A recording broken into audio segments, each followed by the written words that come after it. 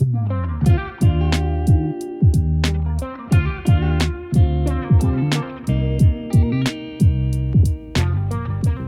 everybody and welcome back to my channel, and thank you so much for joining me for this week's sewing vlog. It's very chilly outside. The seasons have definitely changed and I am just feeling like sticking on some Gilmore Girls and getting stuck into a cozy sewing project. So the plan for today is to make a quilted jacket. I bought this beautiful reversible quilted cotton from Guthrie Ghani a couple of weeks ago, and I've been thinking about it ever since I bought it.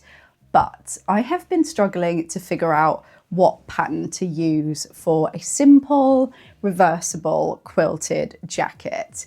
I've got loads of patterns in my stash, but every single one I have seems to have a dropped shoulder, and I really don't want a drop shoulder on this jacket. I feel like it doesn't suit me that much. Even this jumper, I feel like it's not the best shape because I have such small shoulders. I decided to get imaginative and start looking at other patterns rather than just jackets. And I was also thinking about patterns that you guys might well have, or a variation of a certain pattern, to figure out a way that we can make our patterns go further and turn them into completely different garments. It is totally possible to get loads out of your pattern, whether it's turning a top into a dress, a top into a jacket. There's loads of different options with patterns, and I'm a very keen pattern hacker. So I'm going to attempt to turn this pattern here, this very viral, very popular sewing pattern. You may not have this particular one, but you might well have a variation of it, whether it's the fabric godmother fleur or whether it's the Sydney Graham tie top. There's loads of different versions of these particular patterns around at the moment, but also if you don't own any of those particular ones, you're basically just going to need a boxy style woven pattern. As long as it's got sleeves and it's a boxy shape and it's got a round neck, we can make it work. The reason I picked this particular pattern is because it has the type of sleeve that I want in view D down here. So my mum's actually made this particular view. I think she made it in a denim, and she wears it over stuff all the time, and it got me thinking that I could definitely make this into a jacket, especially because this is already pre-quilted. We don't have to do any of the legwork. This is the ultimate lazy girl fabric. I love it so much. I'm not a massive fan of quilting myself, so it saved me a lot of time and energy. So all it's going to take is this fabric, the right silhouette from the pattern, and some nice binding, and we should be able to make it. I also want to add pockets to this, but I'm not sure how I'm going to do that quite yet. So we'll cross that bridge when we come to it. But first and foremost, I'm going to get my pattern and get it prepped and see if we can turn this top into a jacket. Wish me luck. Okay, let's talk pattern. So I have decided to size up 2 sizes from what I would have normally made this in. So when I made this originally, I made a size 12.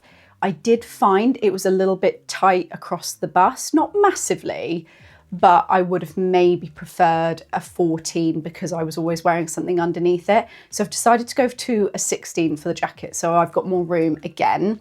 So we're doing a size 16. The other thing is the front pattern piece has a dart, which is a problem. To make this reversible, we obviously don't want a dart, so we're going to have to remove that. I'm going to show you how to do that in a minute.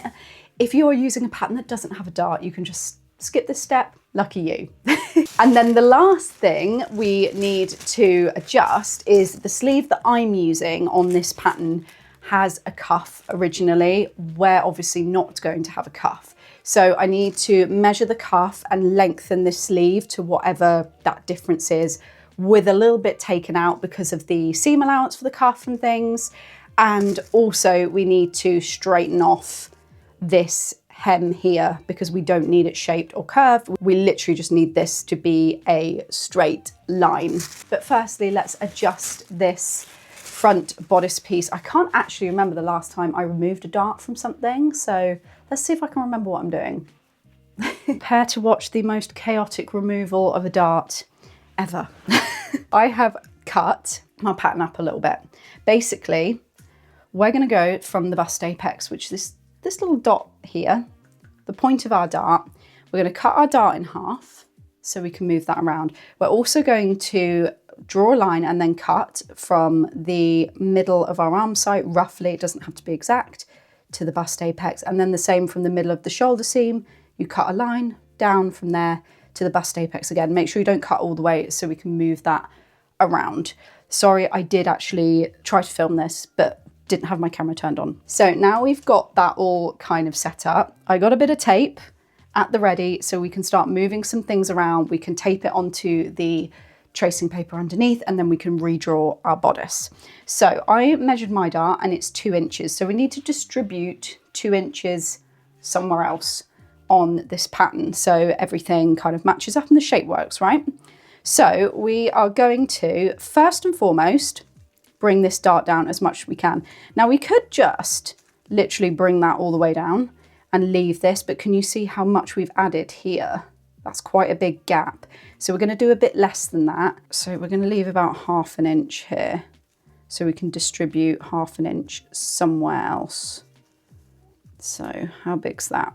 Perfect. So I'm going to pop some tape, and then we need to add that 1/2 inch somewhere else.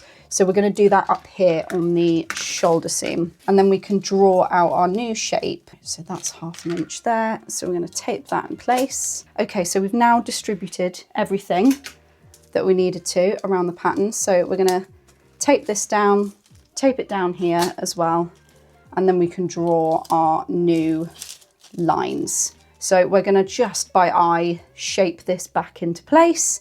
And then what we're going to have to do, also get rid of that 1/2 inch on here as well, because otherwise this is not going to match up with the back pattern piece shoulder seam, if that makes sense.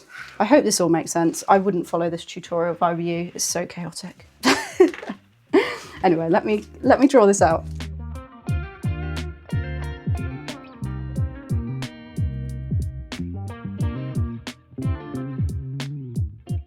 So using this type of baking paper is really annoying because it's really slidey, but it does mean you can very easily go in and just cut around it and remove your tape afterwards, because this tape literally slides off of this, which is great.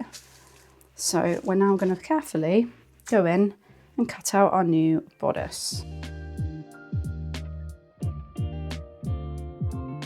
So I'm just adjusting my shoulder now to get rid of that extra 1/2 inch that we added on here. But the other thing is, because I have particularly small shoulders, I want to take this in a bit more as well, because I can tell that that is going to be too big for me. So I want to take this in to 1.5 inches. So we'll draw out a new line to match in to the arm side and see how that looks. That looks a lot better for me. And then for the back piece, obviously we don't want to do the whole 1.5 inches because we haven't made any adjustments to this one. So we're just taking this side in by 1 inch. So that will be to here. And then again, with the French curve, we're just going to match that back in to the regular arm side. Okay, so that will give us a slightly smaller shoulder seam. The other thing I need to do is cut off 2.5 inches from this seam because I made my front bodice piece shorter because I don't want a long jacket, I want a cropped jacket. So we'll just yoink, get rid of that. I would like to apologise for how crazy that was. I was not mentally prepared to go into an adjustment dart removal tutorial today. I thought we were just going to be doing something simple. My brain power is not here today, so hopefully that kind of explained it okay. But like I said, I haven't done one in a while. It's not something that I tend to do. I don't tend to remove darts because you always need a dart. I'm always adjusting darts, but I'm never really taking them out. But anyway, we now have our bodice ready to go. In terms of the sleeves, because we've made the arm side bigger, and also because I will have made it bigger because I've adjusted the shoulders as well, I'm just going to add a little bit of extra seam allowance at the side of the sleeves, just so we've got a little bit of extra to play with when we're easing it in, which should be fine. Binding.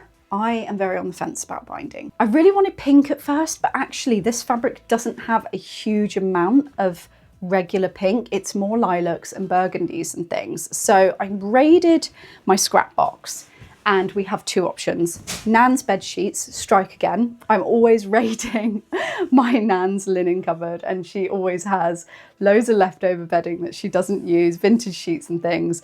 And I got this one, which I used for sleeves for a shirt years ago, this lilac colour.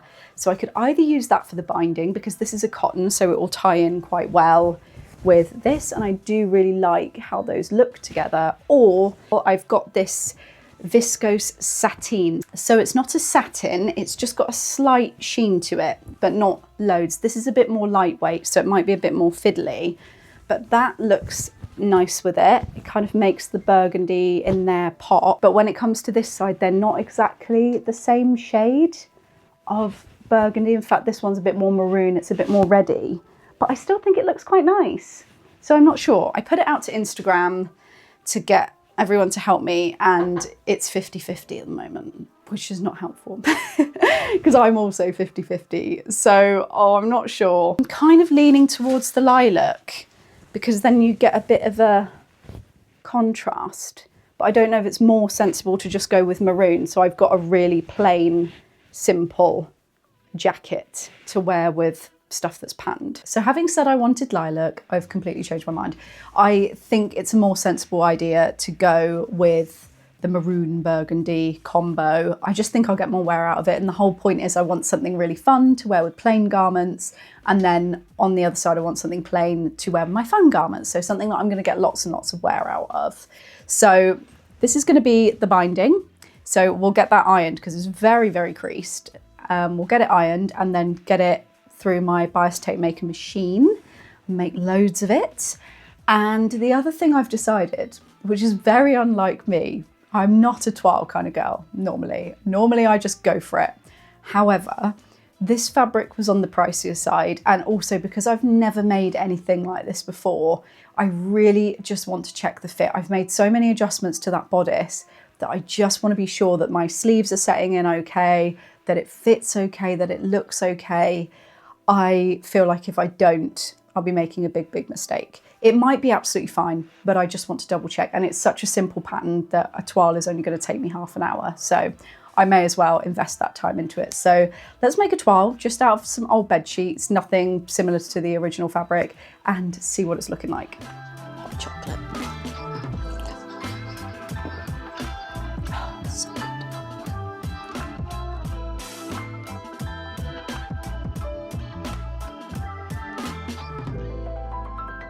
So I'm just pinning my toile together and I'm just going to sew that up. I'll do the sleeves now. Thank you for bearing with me, by the way, for not putting up a vlog last week. It was our first wedding anniversary. Can you believe it?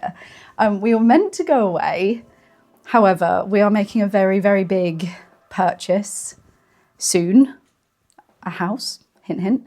And yeah, there just isn't room in our budget at the moment to do any fun things like going away. So instead we kind of did our own little Italian night at home, which was really sweet. We got out like some of our table decorations from our wedding, and then I tried to recreate all the florals and things like that. And I wore my wedding dress bodice. So if you didn't know, I actually made my wedding dress as a two-piece, mainly because the skirt was so heavy that every time we tried to attach it to the bodice, it would pull the bodice down because my bodice was strapless. And so Mum and I thought it would be a much better idea to make it as a skirt and a top. And that also meant that I could then rewear the top on separate occasions, which, having made however many toiles for that bodice and putting so many hours into fitting it, I didn't want to just wear it once.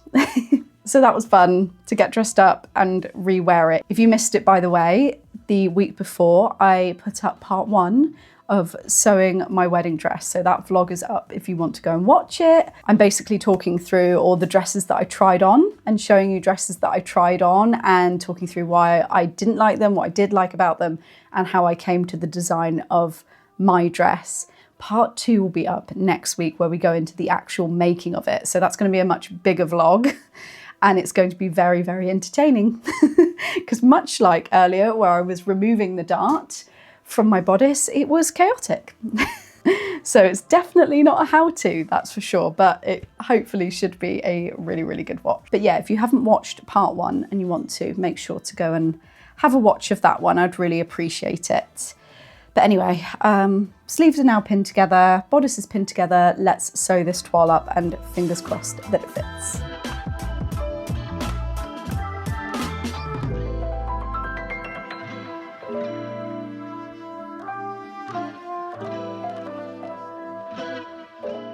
This is literally the worst colour on me.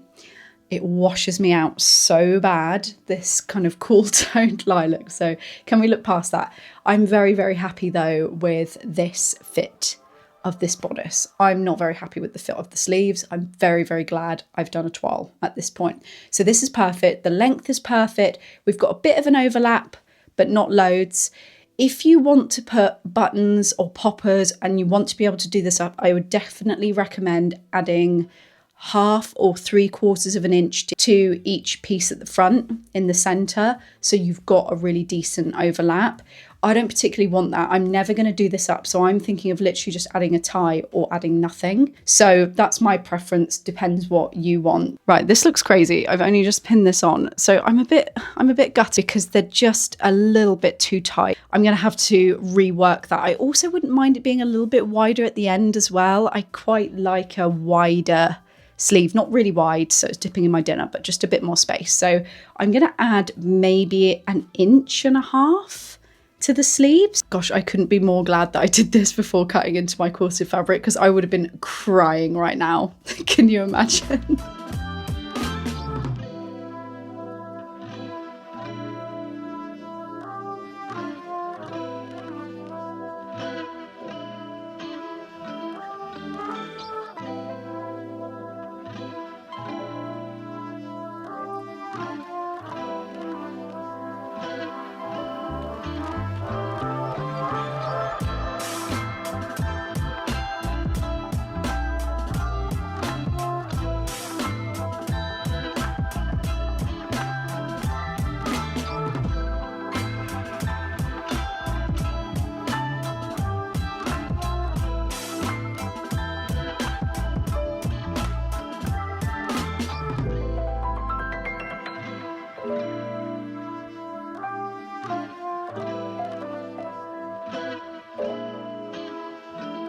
Good morning, it's the next day now. I've just been out for the most glorious autumn walk. It was so beautiful outside. The sun was out, the leaves were all crispy. It really, really inspired me, especially because now it's pouring down with rain. So this is the perfect time to get in the sewing room and get on with my jacket. So I did do a bit more last night off camera. I really, really wanted to try and practice the binding. I've bound seams before, but not for a reversible jacket. And obviously you need to make sure it's really neat and things like that. So I watched a few different videos, but everybody seemed to be doing it a little bit differently.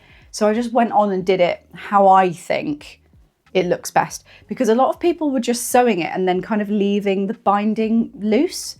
So it almost like sticks up a bit, which I really didn't want. I want this to look flat and seamless. So I actually ended up going in and doing another row of top stitching to push that down and keep it flat. Not gonna lie, it's not the best binding in the world. It looks really neat on the shoulder seams, but where I've gone around the top of the sleeve, there's a little bit of pulling. It's not anything major. I don't think I'm gonna get much neater with the binding that I'm using, because I'm using that viscose sateen. It's very light, it's a bit slippery, it doesn't sit the best. I should have done a cotton, but I didn't have any cotton in the right colour. But I'm pretty pleased with it, considering this is my first go at doing this kind of binding on a reversible jacket. I'm pretty pleased with how it's turned out. So the next step is we now need to go in and do the long bit of binding underneath the sleeve and on the side seam, which I will show you how I do that. And then I need to go and repeat the whole thing on this side at the shoulder seam. This is looking really, really cute. It also looks very, very neat on the other side. I need to be careful because there's pins in here. When I did the extra row of top stitching on the binding, I was really worried about how it was going to look on this side. Was it going to look really messy? But actually, if you look closely here, it looks fine. So I need to cut some more binding because I didn't realize quite how much I would need for this particular project. And then we can get on the sewing machine and just bind and bind and bind.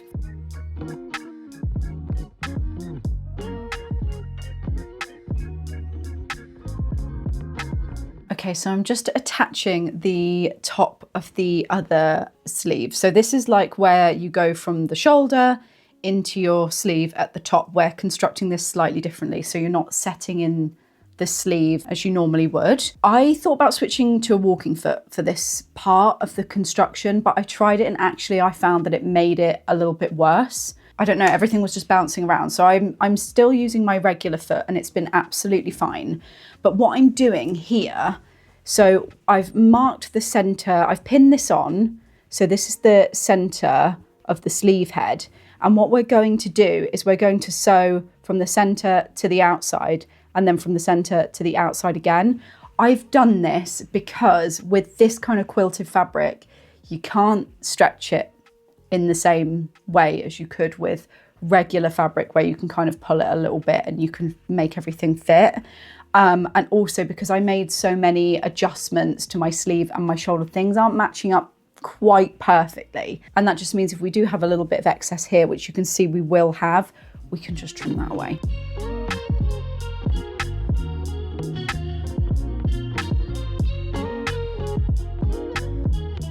This looks crazy right now because I haven't sewn this side together, so just ignore it. But this is where we're kind of at. On this side, I've just sewn right sides together underneath here, and I just wanted to give it a try on. And oh my gosh, I am very, very happy with the fit of this, especially because this jumper is pretty chunky. So I'm pleased that I can get that underneath. You're gonna have to use your imagination here, but if you look at the back here, it's not like stupidly boxy, which was what I really, really didn't want. I didn't want something that was crazy oversized. Oh, I can't take myself seriously looking in the viewfinder with the jacket like this. Let me sew up some more and we'll do a proper try on because this is not working. It's distracting.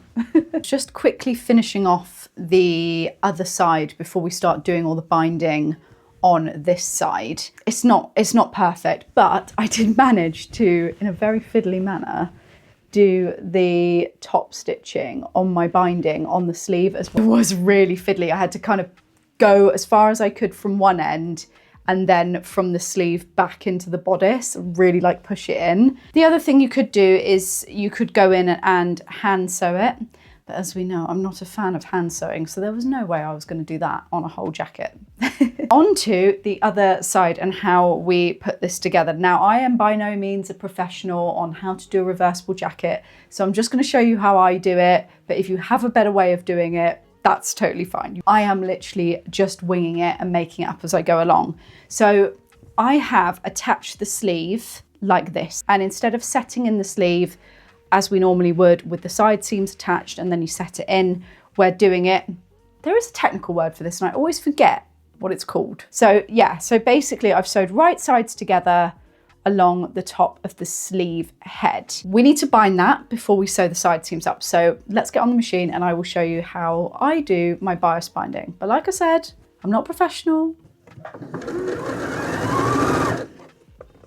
So I just went ahead and did the binding on the upper part of that sleeve. I was going to show you as I went, but literally everything that could have gone wrong with this particular one went wrong. I just made it really messy and then I had to unpick it and then do it again and then it was still messy. So it's not that great. Now we need to do the same thing, but by putting the sleeves and the side seams, stitch this all together, right sides together.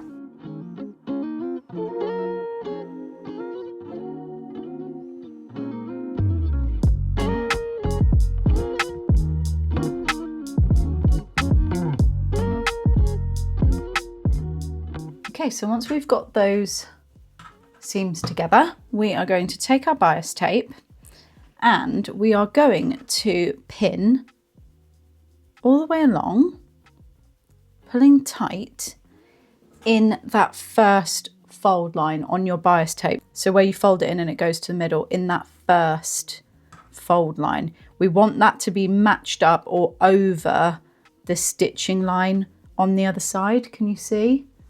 So all the way along, pin that into place and make sure you'll be able to see from your pins when you go to the other side. So you can see that we'll be going over that stitching line, which is perfect because we don't want this to show. Do that all the way along.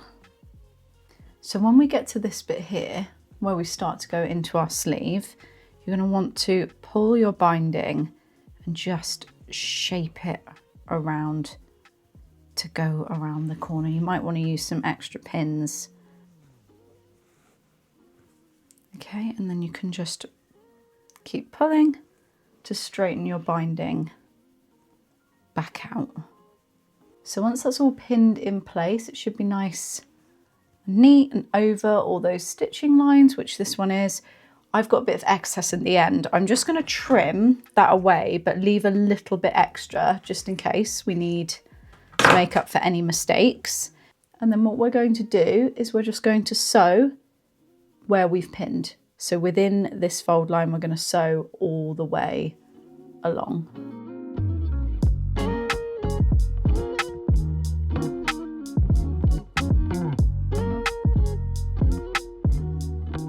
So I didn't do a very neat job at the corner there, but not to worry. If you do the same thing, just make sure you go back in over. You can always flip it over and go over the stitching line on the other side once the bias tape is attached.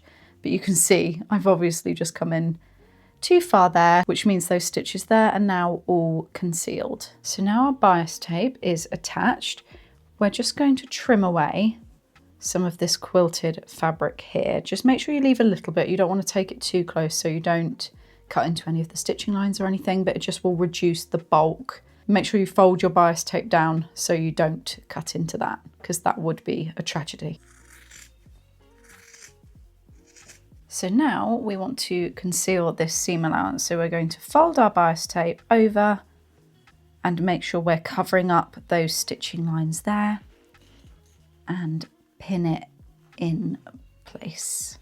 It's obviously going to feel a little bit thinner here where we haven't got the fabric now, but that's fine because I'm top stitching mine down. I actually found that quite useful because there was less bulk to contend with. But I do also think I probably made my bias tape a bit too wide. So next time I'll definitely make it a bit narrower. So depending on how you're finishing your seams, if you do not want to top stitch your binding down flat like I'm about to, then you would be stitching in this ditch to make sure everything's neat this side and you've also caught the bias tape this side as well. I'm not overly worried about this. I want it looking neater on this side because what I'm going to do is, I'm going to press this flat and I'm going to stitch again along here. So this is all going to be concealed. So for me, it's more important that this part is neat. It just totally depends on the finish that you want and the way that you want your binding to look. So there's two options. You can either stitch in the ditch and leave this loose, but because I've made my binding a bit wide, I found that it looks so much better when I pressed it flat and top stitched the other side. Let me show you.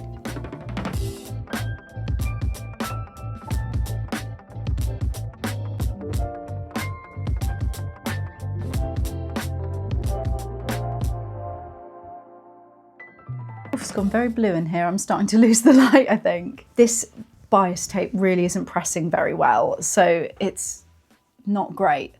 But I've just pressed under my bias tape. So the side that I stitched a second ago is the stitching line that's visible here. The rest of it is concealed underneath. So what I'm going to do now is I'm going to top stitch as close to this edge as I can, neatly all the way down. Now this is where it gets fiddly. I haven't pinned this bit yet, sorry. But where we go into the sleeve, obviously it's harder to feed the fabric through because it's attached. As soon as I get to a point where I cannot feed the fabric through anymore, I'll just knot it off and stop, and then I will go in from the other end, so from the sleeve end, and sew up to that point. I managed to do it on the other sleeve. However, for some reason, of course, the side I show you is proving to be a lot more fiddly for some unknown reason. So hopefully it'll go as smoothly as the first time did. It is a lot to push through the machine. So if this quilting fabric was thicker, I don't think I would have got away with this and I would have had to hand sew it. But luckily, it just about made it through the machine. So no hand sewing had to be done, which is always a win for me. This is where it gets fiddly.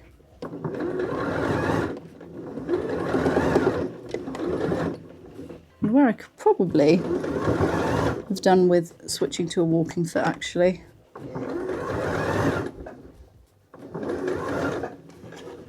So I am just going to keep folding this sleeve and sewing as far as I can along here.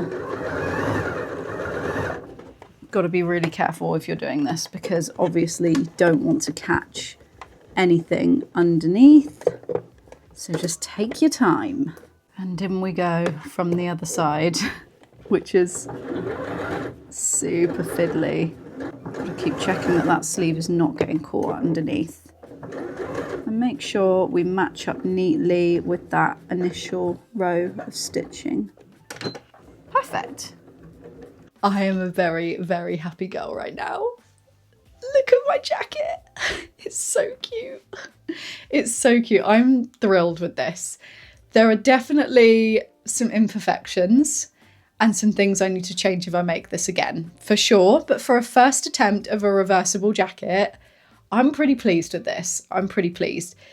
The only issue I've got now is I want pockets. So I don't know. I might need to sleep on that and come back to it tomorrow. But overall, I'm really, really happy with this. Really, really happy. So I'm just looking at my jacket, and before I bind it, I think what I'm going to do is round off the bottom here, this corner. So just make it a little bit rounder, and the top as well, just so when I'm going round with the binding, it's going to look a bit more cohesive. What I don't want is to have joins and things at the top and the bottom. I think that will look a little bit scruffy. So I'm just going to by eye literally just round this off a bit, which means when we go around with the bias binding, we can stretch it. And head up here, and then do the same thing here, and it will all look a lot more neat. So I'm actually just going to use my pin magnet and mark around the edge of that just to round off those corners. You can't really see, but I've just marked with a pencil, and that should keep it all kind of the same shape on every corner and a little bit more neat.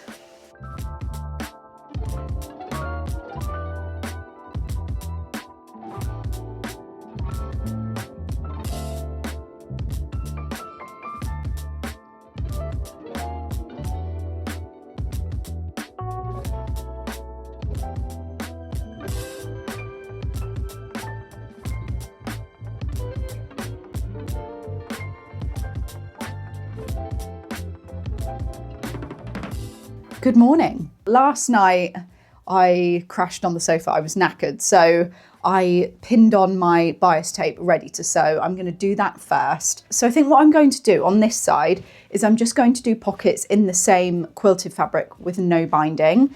And then on this side, I'm going to do pockets with a binding, so they're a bit more of a detail, because obviously this side is already quite plain. So I have pockets on the inside, pockets on the outside. I think that's the best route to go in. We'll see. But anyway, let's sew the binding first, because that is perfectly doable while I figure out how I'm going to do these pockets. Let's go.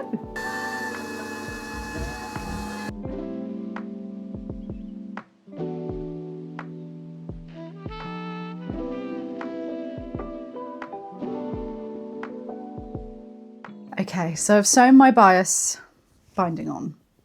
I'm not going to lie, I'm not happy with it. I haven't pressed it yet, but there's just a few sections, and I've gone in and tried to redo this a couple of times. The bias tape is just not, it just rolls in. Instead of normally when you fold it and you go round and it still sits flat, it's like rolling in. So it's really uneven in places. It's not great.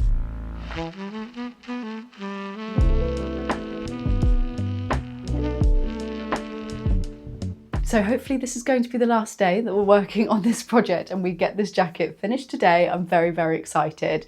So when I last spoke to you, I was a bit stumped about what to do about the pockets. And I think I've decided what I'm going to do about pockets and fastenings finally.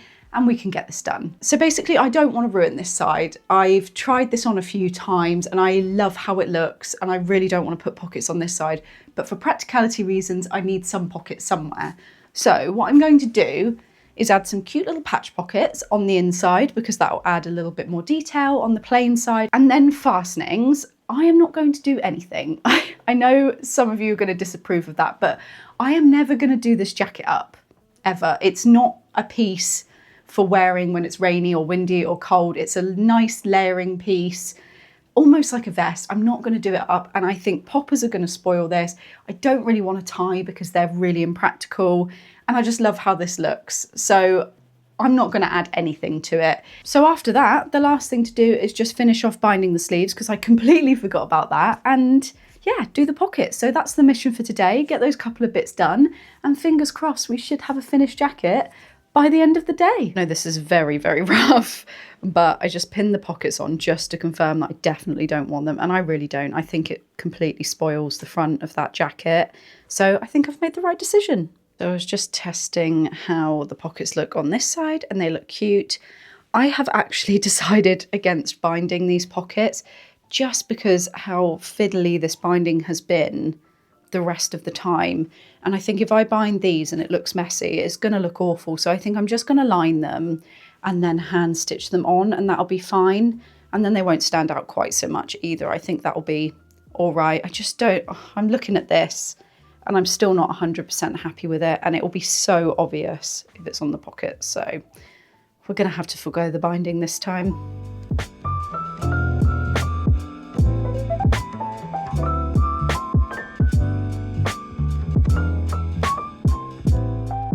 Okay, so what I've done is I've sewn all the way around the outside, but at the top of the pocket, I've just left a gap because this is where we're going to turn everything. So we're going to trim all of these seam allowances apart from the top one, because what we want to do when we've turned this out is tuck this under, and then we're just going to top stitch across the top of the pocket.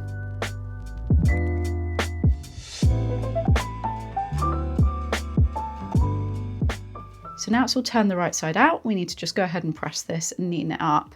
And while we press it, we just want to make sure that we're pressing the seam allowance under at the top where this gap was. And then we can go along and top stitch along here just to close that gap back up. And there's our first pocket. Cute.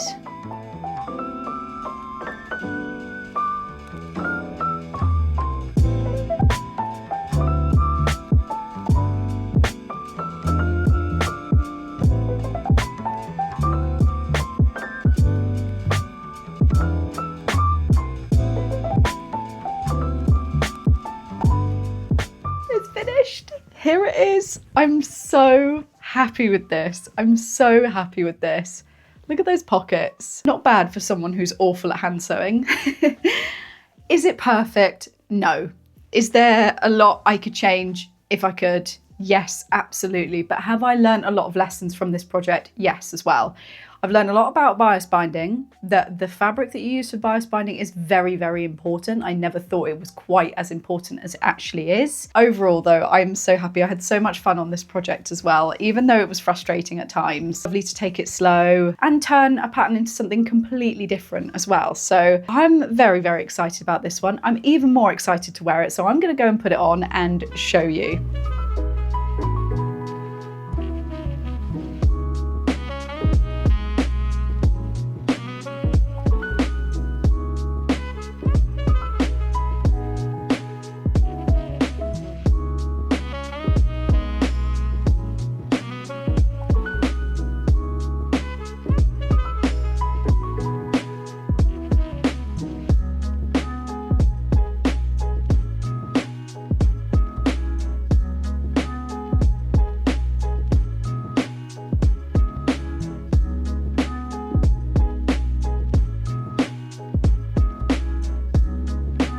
And that's the finished jacket. I love this so much. I'm so, so happy with it. It was worth all of the effort. It's definitely not perfect, but it's okay. I can totally overlook that. I really, really love it. The fabric is amazing. I think they actually have more of this in stock as well. So if you're after some yourself, make sure to head over to the Guthrie Ghani website. That's not an ad. I just love this fabric. I'll pop the link in the description box down below if I can find it, but they also have blue and green if you're looking for a different colour palette. I feel like I'm going to be wearing this a lot already. I'm definitely on a little bit of a style journey at the moment. I'm coming away from my old kind of style where I was trying to be like a bit of a cool girl and be dressing really young and fun, and I just feel like these days that's not really me anymore. I'm looking for something a little bit more classic, maybe a bit more French vibes. I love that kind of dressing. There's still going to be plenty of dresses and whimsical in there because I will never leave my dresses behind, but I feel like I'm moving more towards trousers and even denim, which is really weird for me because I never ever wear jeans. So I feel like this particular jacket will work really well with both my old style era and this new one that I'm kind of moving into. I probably wouldn't choose to style it with this particular outfit. I just grabbed what I had lying around. But I think with something lacy, this would look really beautiful with a full burgundy outfit. I've got lots of ideas in my head. In fact, there is a Suzanne blouse that I want to recreate. In my next video, I will bring you along for the ride. And I think that style with this is going to look really, really cute. So I'm going to leave the video here because the jacket's finished. And that's all I have to say for today. Thank you so much for watching. I really hope you enjoyed it. And I will see you in my next one. Have a lovely week and happy sewing. Bye.